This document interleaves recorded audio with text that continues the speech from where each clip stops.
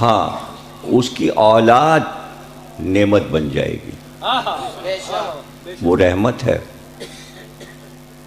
اور اولاد نعمت بن جائے گی۔ کبھی کہا اللہ نے یہ انسیہ حورہ ہے، یہ بطول عذرا ہے۔ انسیہ حورہ یعنی اس کو نہ انسانوں سے ملانا نہ حوروں سے ملانا۔ انسانوں میں افضل ہے تو حوروں میں بھی افضل ہے۔ انسیہ حورہ بطول عذرا، بطول یعنی یہ شجرہ پیغمبر بنا رہی ہے،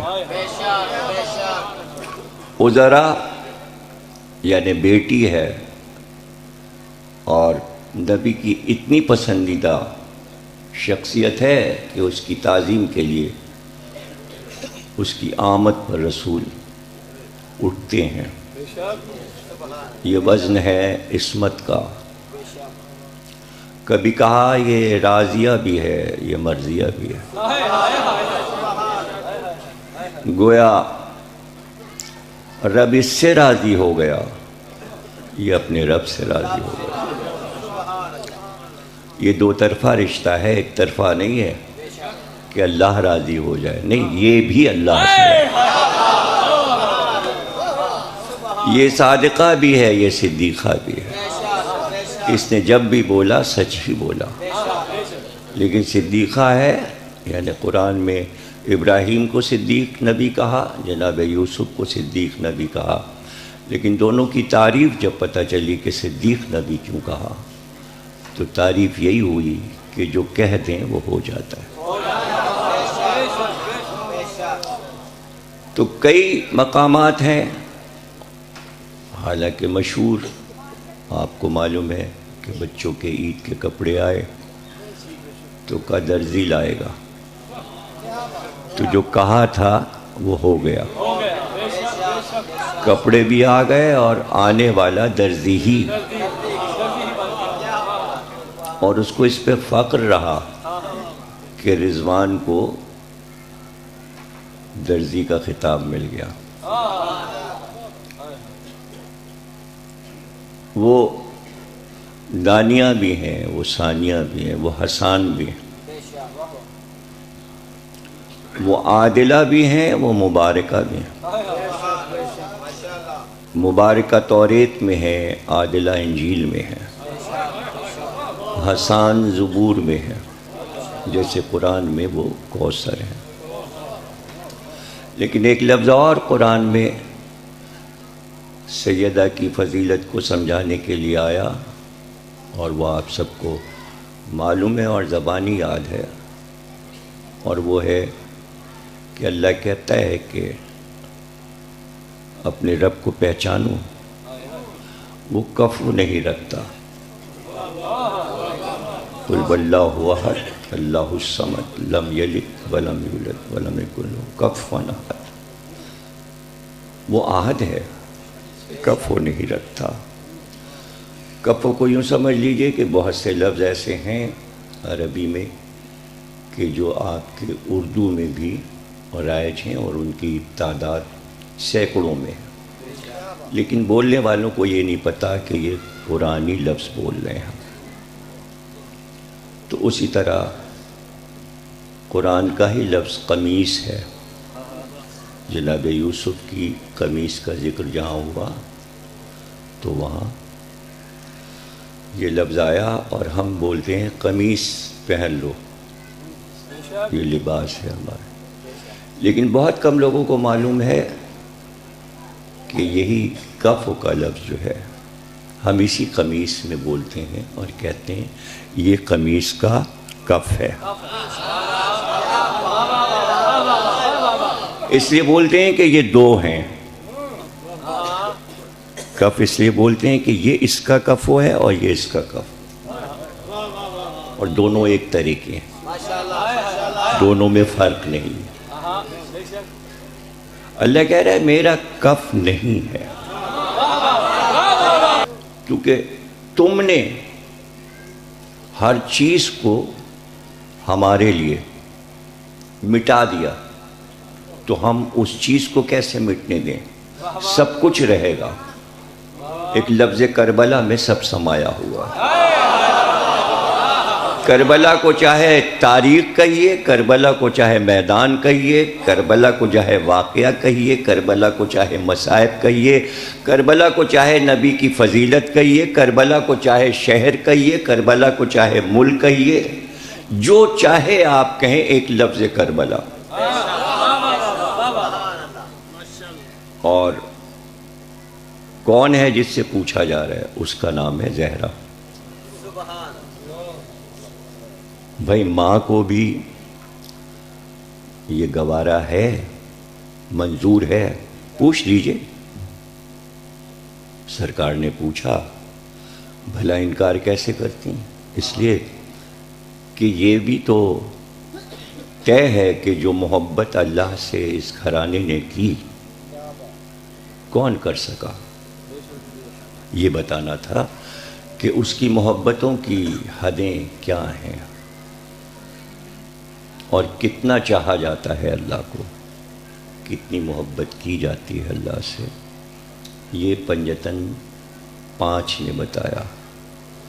تو اللہ نے کہ تم نے اپنی محبت کو زمانے کو سکھانے کا طریقہ رکھا کہ اللہ سے کیسے محبت کی جائے، تو ہم تم سے محبت زمانے کو نہ کروا دیں تو صحیح. اب یہ کہ پہلے تم محبت کرو پھر ہم اعلان کریں؟ نہیں، محبت کرو. قل لا اسألکم علیہ اجرا الا المودۃ فی القربى. محبت کرو.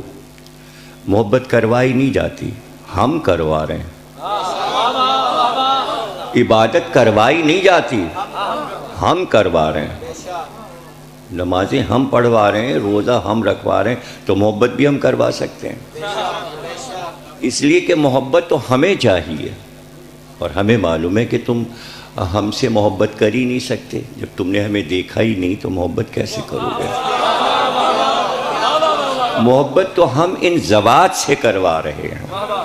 مودت کا حکم ہم نے اپنے لیے نہیں دیا کہ اللہ سے محبت کرو، اللہ سے مودت کرو. محبت ان سے کرو، محمد اور آل محمد سے، وہی تو محبت ہماری ہوگی.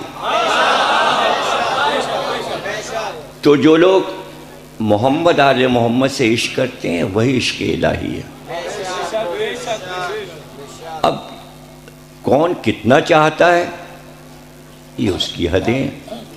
محبت کی اور عشق کی کوئی حد نہیں ہوتی ہے، کوئی بھی حد نہیں ہوتی ہے. بس اس سے زیادہ اور کیا ہوگا کہ پوچھ لیا جائے کہ ایسا ہوگا تمہیں منظور ہے. اگر وہ نہیں کر دیں کہ ہمیں نہیں چاہیے ایسا کوئی واقعہ کہ جس میں ہمارا پورا گھر ختم ہو جائے. بھئی کبھی کسی نے یہ کیوں نہیں سوچا کہ جس طرح انہوں نے ہاں کیا تھا تو نہیں بھی تو کر سکتے تھے؟ اس پہلو پہ کوئی نہیں سوچتا. تو یہ بالکل ایسے ہی ہے کہ اگر وہ ہاں کر دیں تو سب کچھ ہے، اور وہ نہیں کر دیں تو سمجھیے دنیا ہے ہی نہیں، وجود ہی نہیں ہے دنیا کا. تو جن کی ہاں پر سب کچھ ٹھہرا ہوا ہے، جن کی ہاں پر سب کچھ ٹھہرا ہوا ہے، ان کی ایک نہیں کیا ہوگی؟ وہ حسین کی ایک نہیں تھی تو ہاتھ نہ رہا تبت یدا ابی لہب. سرداد نادات سر دے سکتے ہیں، ہاتھ نہیں دے سکتے. تو جن کی ہاں پر دین کا دار و مدار ہے، اس کی نہیں سے بھی تو دین باقی ہے. تو ان کی ہاں بھی اللہ کو پسند، ان کی نہیں بھی اللہ کو پسند. حالانکہ ان کے ہاں ہی ہاں ہے. یہ لا اور اللہ کا مسئلہ ہے. لا پہلے اللہ بعد میں. تو یہ 5 ذاتیں اور ان تک پہنچنا اور میں نے آپ کو بتا دیا کہ روٹ یعنی راستہ کوئی بھی اپنا لیجئے، آپ کا کوئی بھی سبجیکٹ ہو، آپ نے کچھ بھی پڑھا ہو، کچھ بھی سیکھا ہو، کچھ بھی سنا ہو، کچھ بھی معلومات ہو، وہ اسی راہ سے چلتے جائیے، فضیلتیں ملتی جائیں گی۔ مثلاً اب آپ، میں نے کہا نا کہ ادریس پہ حرف اترے، تو ان کو پہلی بات جو بتائی گئی وہ ہے ابجد، یعنی الف بے نہیں اترے بلکہ اس صورت میں اترے ابجد حوس ہوتی کلمن شخص ززق تک، یعنی اس میں سارے حروف آ گئے۔ سب سے جن کی تعداد یعنی کہ الف کی 1 سے لے کے اور آخر میں 1000 غین کے ہوتے ہیں ززق، آخری حرف اس میں ابجد میں۔ تو ابجد سے بات شروع ہوئی، چونکہ پوتے تھے آدم کے، اس لیے کہا کہ ان آدمیوں کو بتائیے۔ بات کہاں سے شروع ہوئی تھی؟ آدمی سے۔ ان کو بتائیے کہ پہلی چیز جو تمہیں سکھائی جا رہی ہے وہ ابجد ہے۔ ابجد کیا ہے؟ اب و جد، باپ اور دادا، ان کو نہیں بھولنا ہے۔ تو آدم کے بعد فوراً ہی پوتے کو بتایا گیا کہ ادریس تم بتاؤ باپ کون تھا اور دادا کون تھا۔ تو یہی تو ہم مجلسوں میں آج تک بتا رہے ہیں کہ باپ کون ہے اور دادا کون ہے۔ تو اب آپ بتائیے کہ بجائے اس کے کہ ہم نبی کا ذکر کریں تو یہ نہ بچوں کو بتائیں کہ باپ عبداللہ تھا اور دادا عبد المطلب تھا۔